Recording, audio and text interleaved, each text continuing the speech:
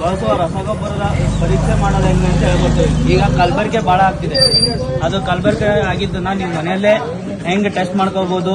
ನೀರು ಬೆಂಕಿ ಯೂಸ್ ಮಾಡ್ಕೊಂಡು ಒಂದ್ಸಲ ಹಾಕೊಂಡು ಒಂದ್ ಸ್ವಲ್ಪ ಸ್ಟೀಲ್ ಗ್ಲಾಸ್ ಅಲ್ಲಿ ಒಂದ್ ಸ್ವಲ್ಪ ನೀರ್ ಹಾಕ್ಬೇಕು.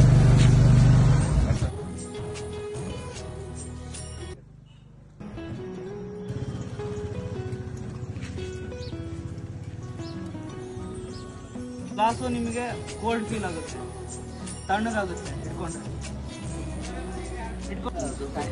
ಒರಿಜಿನಲ್ ಅಂತ ನಿಮಗೆ ತಣ್ಣಗೆ ಫೀಲ್ ಆದ್ರೆ ಒರಿಜಿನಲ್ ಅಂತ. ಗೋಲ್ಡ್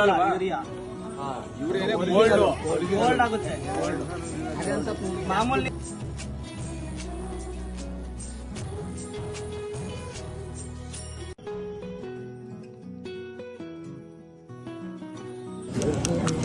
ಅದು ಕರಗಿದ್ರೆ ಪ್ಯೂರ್ ಅಂತ, ಕಲಬೆರಕೆ ಆಗಿಲ್ಲ. ಅದು ಕರಗಲಿಲ್ಲ ಅಂದ್ರೆ ಕಲಬೆರಕೆ ಆಗಿದೆ ಅಂತ. ಅದು ಯೂರಿಯಾ ಕರಗಿದೆ.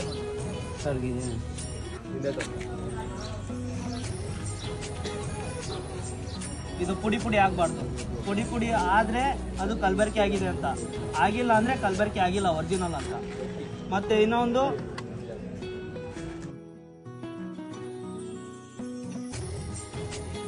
ಅರಳುತ್ತೆ ಅದು ಕಾಳು.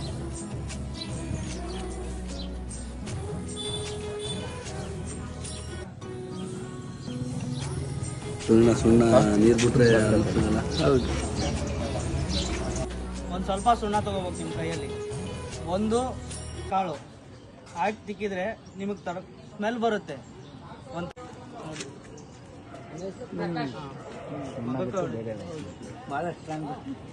ಈ ತರ ಸ್ಮೆಲ್ ಬಂದ್ರೆ ಪ್ಯೂರ್ ಇದೆ ಅಂತ.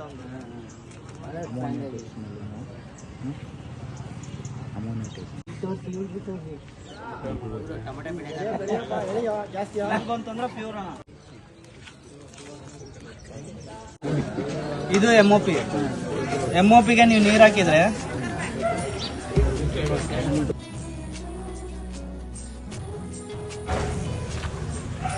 ಇದು ನೀರಲ್ಲಿ ಕರಗುತ್ತೆ.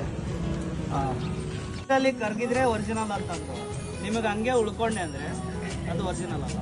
ನೀರಲ್ಲಿ ಕಂಪ್ಲೀಟ್ ಆಗಿ ಕರಗಬೇಕು. ಕೆಳಗೆ ಕೂತ್ಕೊಂಡ್ರೆ ಒರಿಜಿನಲ್ ಅಲ್ಲ, ಕರಗಲೇಬೇಕು. ಇದನ್ನ ನೀವು ಮನೆಯಲ್ಲೇ ಮಾಡ್ಕೋಬಹುದು. ಈಗ ಕಲಬೆರಕೆ ಆಗಿದ್ರೆ ಏನು ಅಂತಂದ್ರೆ ನೀವು ಒಂದ್ ಬ್ಯಾಗ್ ಹಾಕೋ ಕಡೆ 2 ಬ್ಯಾಗ್ ಹಾಕ್ಬೇಕಾಗುತ್ತೆ. ಇದಕ್ಕೆ ದುಡ್ಡು ಜಾಸ್ತಿ ಆಗುತ್ತೆ.